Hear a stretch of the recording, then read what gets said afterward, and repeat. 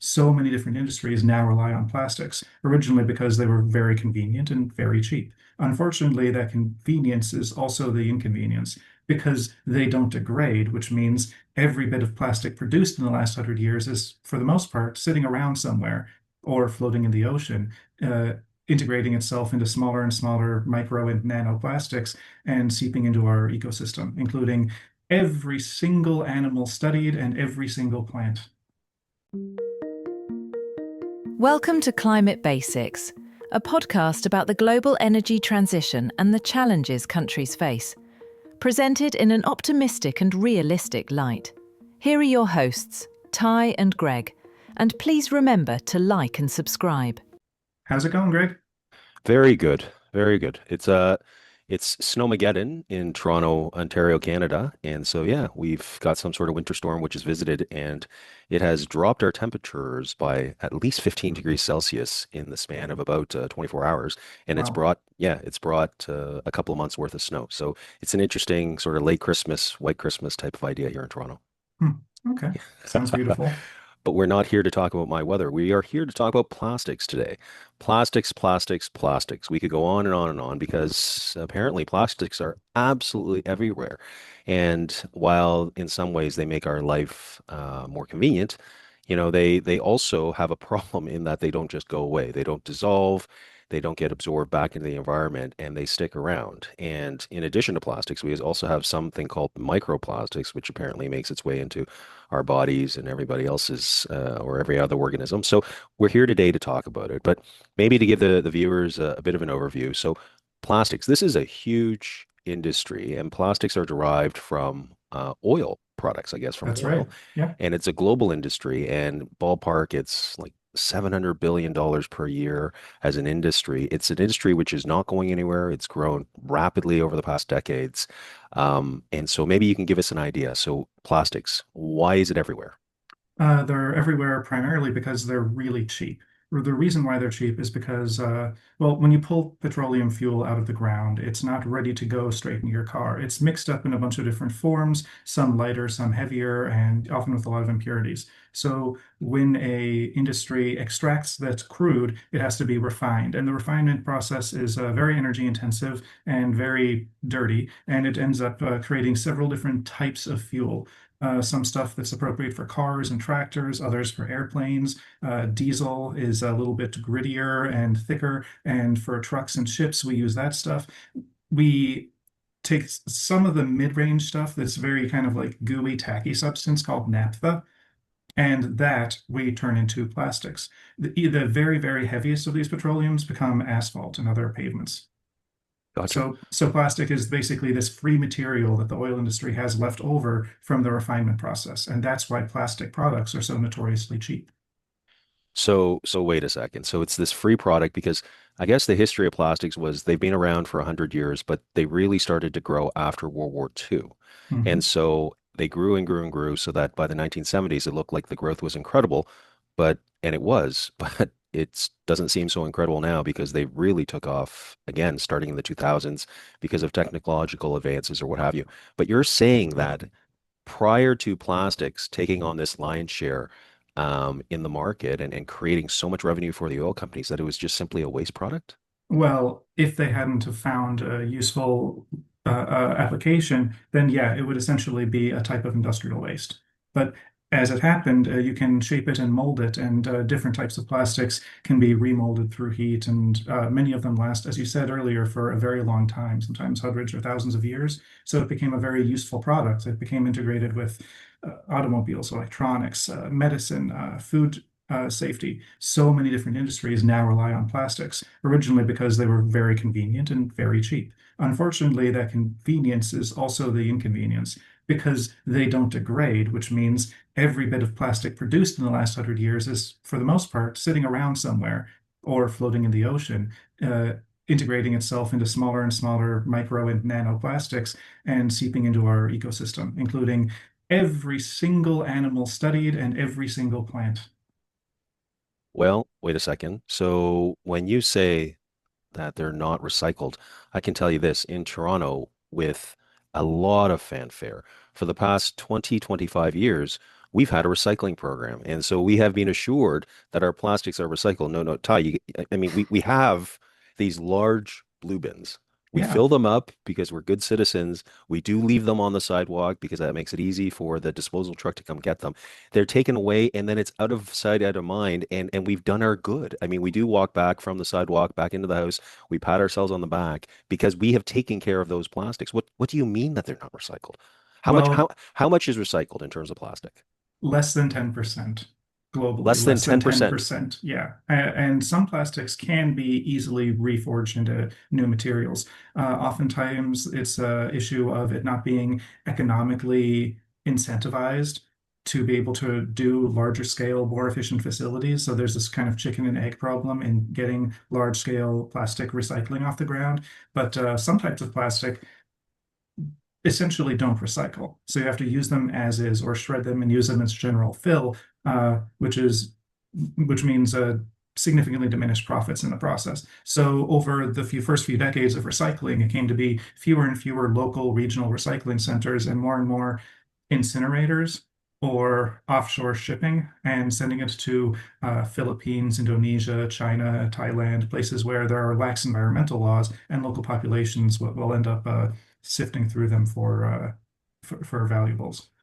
So globally, the shipping it away problem was the problem because there's no away on a very small circular planet. There's Right. just in the ocean or in someone else's yard. And so so what happens to plastics? I mean, they don't stay in the same form. Like if I throw away a water bottle, just a small water bottle made out of plastic, and it doesn't go through this right recycling, like it just doesn't disappear. Like what happens to these types of plastics? It gets broken down into smaller bits, and those bits become actually carrying space for varieties of different chemicals, including PFAS, BPAs, and surfactants that can themselves become health risks.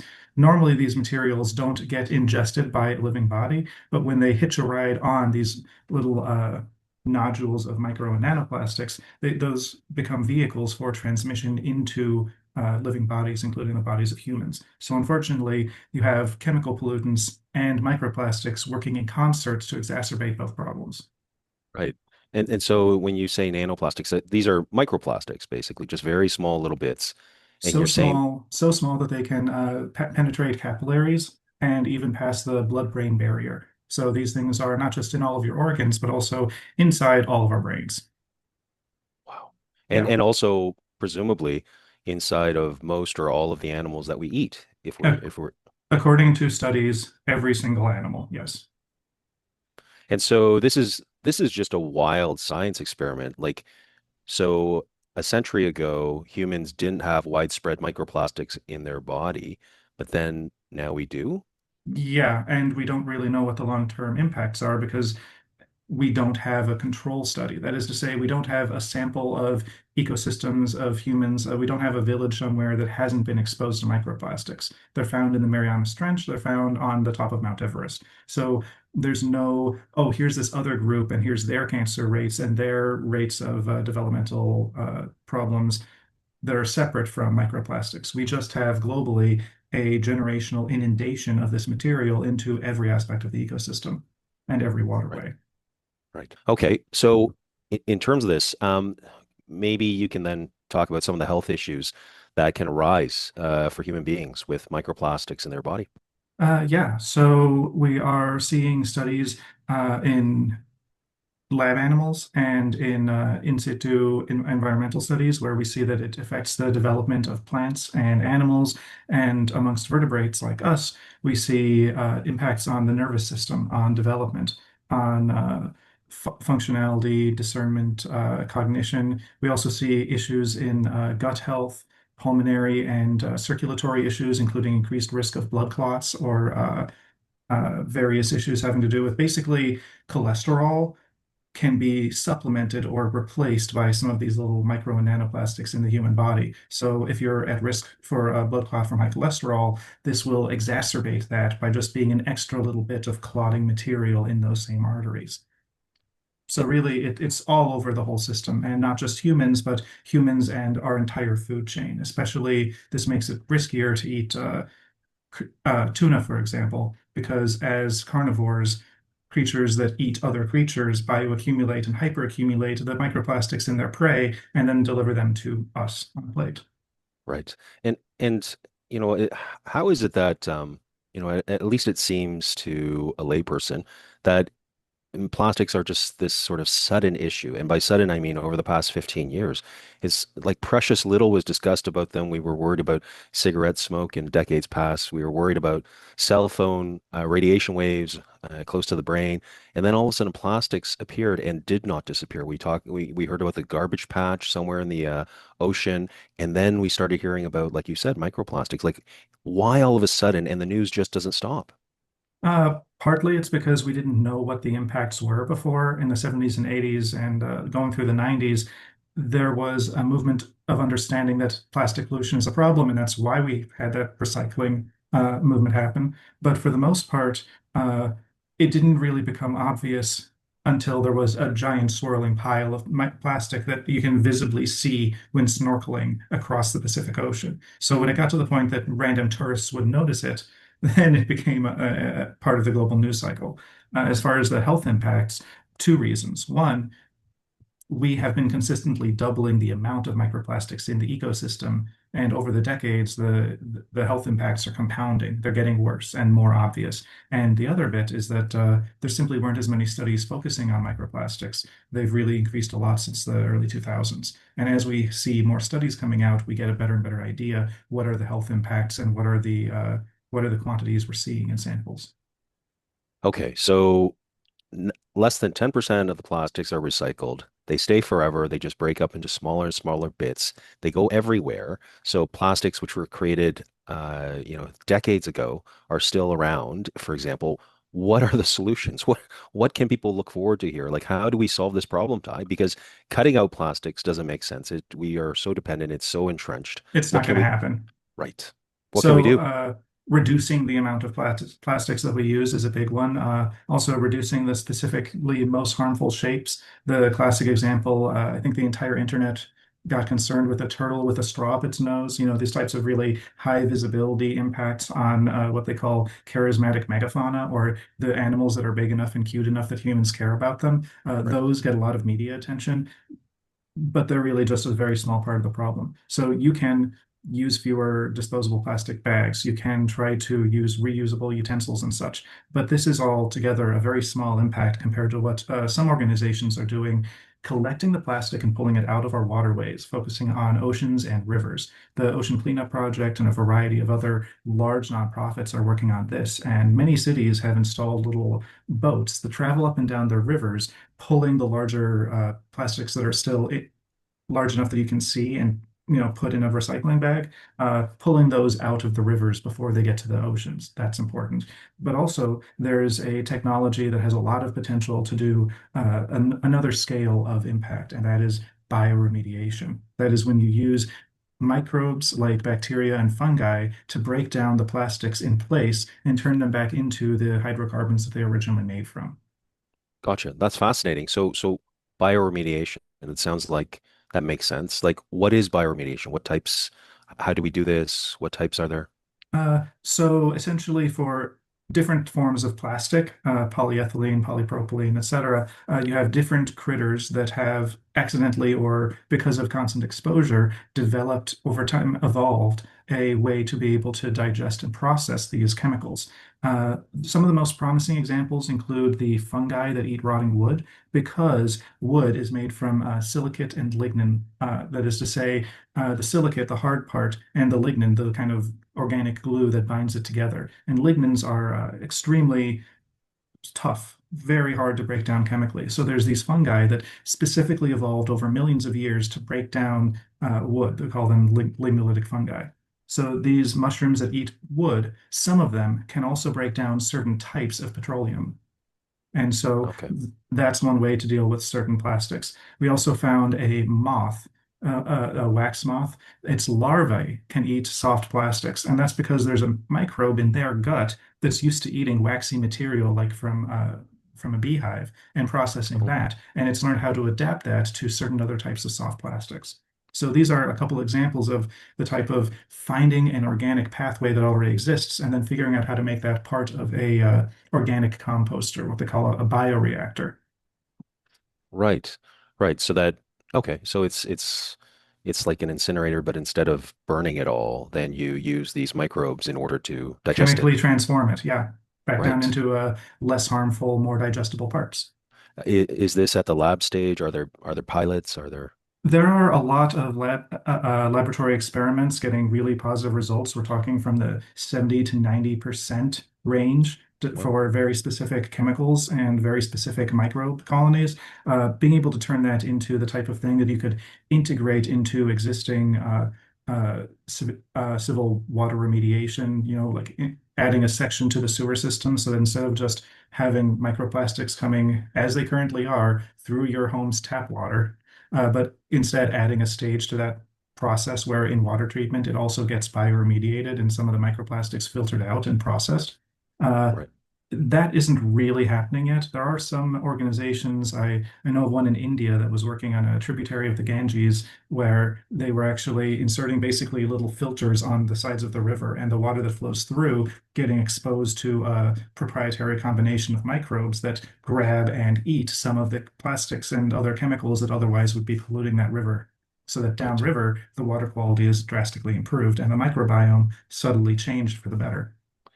Right. And so, I mean, the plastics in a way are a bit of a perfect problem in the sense that they're just too proliferate. They're everywhere and they don't cause immediate harm. They don't smell. They're not unsightly, out of sight, out of mind, unless you happen to be floating in the water and seeing it.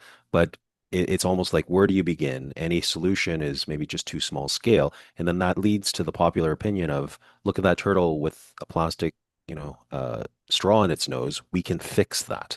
So it's this incredible problem, but it certainly is worth solving because this is a giant science experiment. We are using our bodies as a science experiment. Let's just keep on putting microplastics in our cells for a few decades and see where it leads.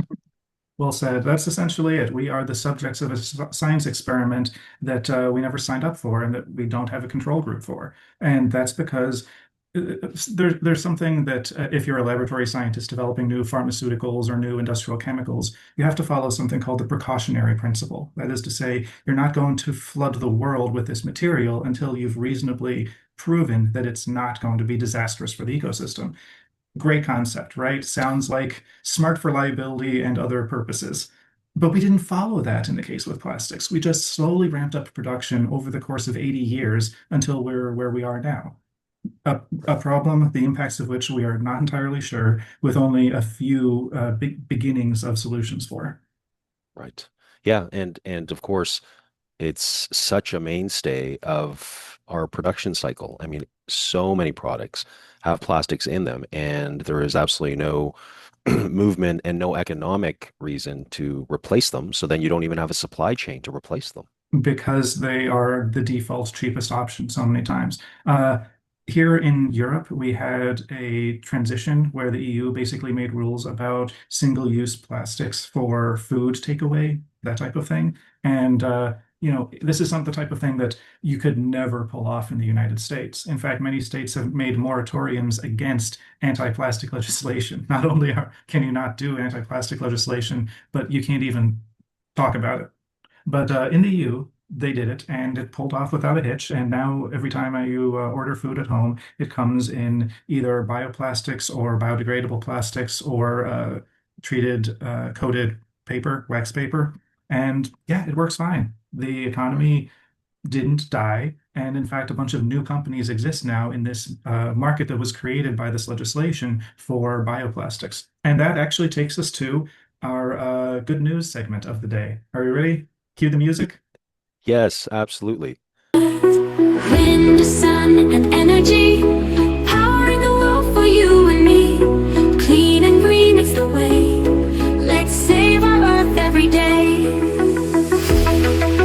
Hey, okay. So, the good news for this episode is that there is now at least one company working specifically in basically coatings for materials for holding food. So that is to say, a paper container for your burger or your burrito or your sushi or whatever other food you want to eat can now be, rather than coated in phthalates, PFAS, and microplastics, as unfortunately was the standard modus operandi for a lot of places for a lot of the last few decades. There is this company, Zero Circle, who has achieved price parity with a completely non-toxic, biologically based, non-petroleum coating for paperwares. Price So parity. yeah, that's right. So just like with solar power needing to get cheaper than petrol-based fuels for energy generation, this company has figured out how to get as cheap or cheaper than plastic waste for food containers. And that is just absolutely some of the best news I've heard. That's fantastic. Yeah. Well, so that is great news, and let's support it, and let's hope that this company takes off. Other people license the technology because this is um, exactly analogous to the climate change problem. It's the tragedy of the commons, which is that in the here and now, today, next week, next month, plastics make sense. They're the cheapest option. They work, and it's getting produced like nobody's business. But nobody is able to think of, well, what happens in 15, 20 years, 30 years, 50 years? And so we're living through the science experiment because we are, as you've said, we're pumping out plastics like nobody's business, and there is no game plan, and there's no technology currently at scale which can then fix the problem, remediate it. That's right. If you look at the numbers, so when we said earlier that the plastics industry, excuse me, really started to jump after World War II, it did because it was incredibly small, and so you're talking about it jumping to tens of millions of tons of plastic per year. Well, that continued to increase in the 70s. And then some stats here I have is in 2000, there were about 200 million tons of plastic being produced a year. And then 20 years later, it's 460. Like it's the Doubled.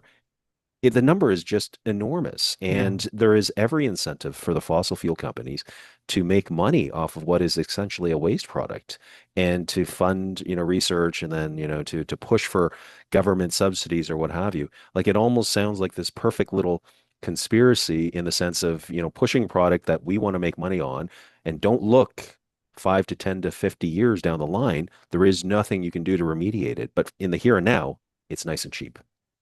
Yeah, it's cheap because we're not paying all of the costs of having it in our ecosystem right now.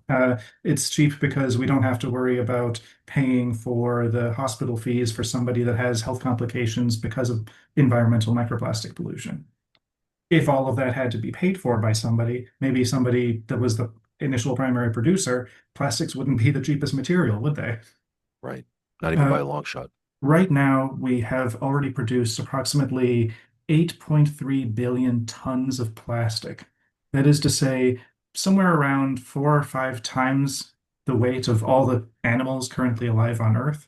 We now have more dead material, more industrial byproduct than we have living ecosystem. And that's the fundamental problem. So that maybe in the 60s, when we were producing what, maybe 10 or 20 million tons, sure, whatever. But when it becomes one of the primary materials in our entire world, yeah, there's going to be some health implications that we're going to be paying for un unfortunately, generations. Right.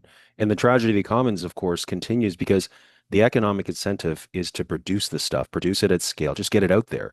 But there's not the same economic incentive to get rid of it or remediate it on the back end. You know, And it's if there were, maybe we'd be advancing that technology a lot faster. Maybe that's instead right. of dozens and dozens of studies showing how in the lab it can be cleaned, maybe instead we'd have dozens and dozens of new startups actually focusing on that. Right. Well, and for the climate change aspect and excessive carbon in the atmosphere, thank goodness, solar and even solar and batteries are the cheapest way now to create energy, to create electricity. Like the cost curve has been beaten in a sense, and it's actually cheaper than creating natural gas plants. And so the economic incentive is there just to go fully solar with batteries, to go wind with batteries. And even then, you get heads of state saying ridiculous things. I mean, the amount of inertia and the amount of resistance, active resistance, is incredible. This is a difficult road for plastics because you don't yet have the economic incentive. That's right. And maybe we'll get there. And we don't know if we'll get there through, there are so many different bases for alternative materials. People are making bioplastics out of the shells of shrimp and shellfish that otherwise would be bio waste from restaurants. People are making them out of different forms of fungus, molds. People are making them out of fish scale. People are making them out of algae, kelp. Uh, there's a plastic coming out now, a bioplastic made from bamboo that's been chemically treated to make it softer and more plastic. And that seems to be a slightly stronger and more resilient material than any of the petrol-based plastics. So maybe for specialized purposes where you want really high-grade materials, and maybe for things that interact with food will make the transition a lot faster than in some other sectors, say traditional electronics or the medical industry. In some places, the transition is going to be easier than others, but it's a transition we're going to have to make. It'll happen faster when it's cheap, but for the health of our ecosystem and our world, it's a transition that has to happen anyway. Right. And so what you're talking about, I guess, is the consumer facing. So for example, that company that is producing the alternative at the same price or lower than plastics, if we vote with our feet and we go to the retailer who's selling coffee or selling food using this better alternative, then that will take over. But you mentioned something, medical waste. So this is, the hidden aspect.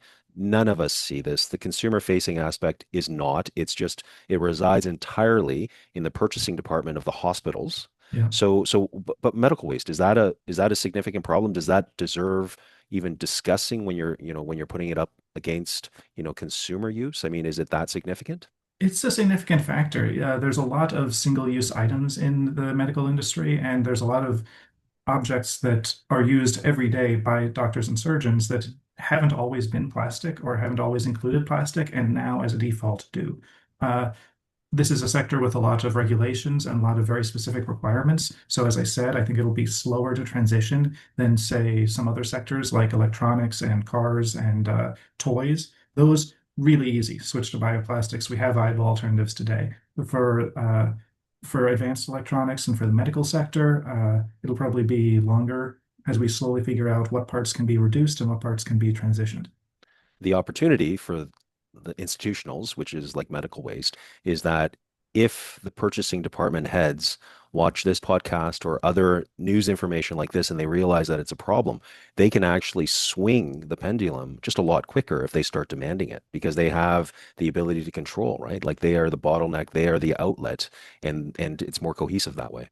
This is a bit of a tangent, but there's a bit of a transition happening in the corporate world about where the conversation of sustainability has to happen. When I was going to grad school, the idea was that each organization would essentially have a sustainability coordinator, and maybe they'd share their tasks with the environmental, community, safety, the other factors that are kind of outside facing. But that inside the organization, there wasn't a lot of real power for those types of sustainability coordinators to have a big impact.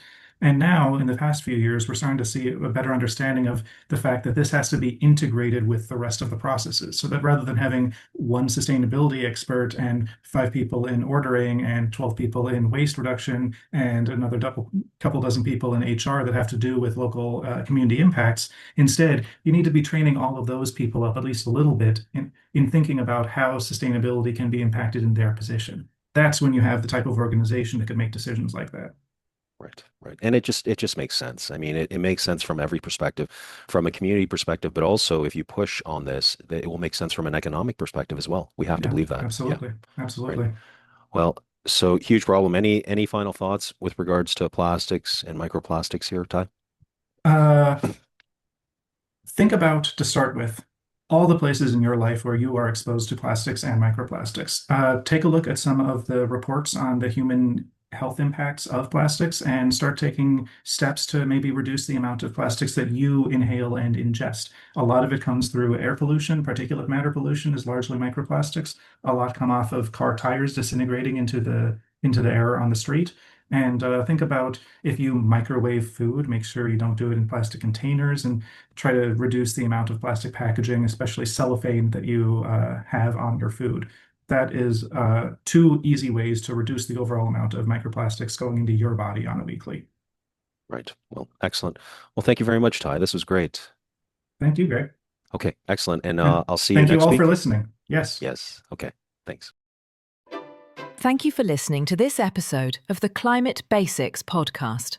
Please remember to like and subscribe and leave us your comments. We look forward to seeing you next time. Goodbye.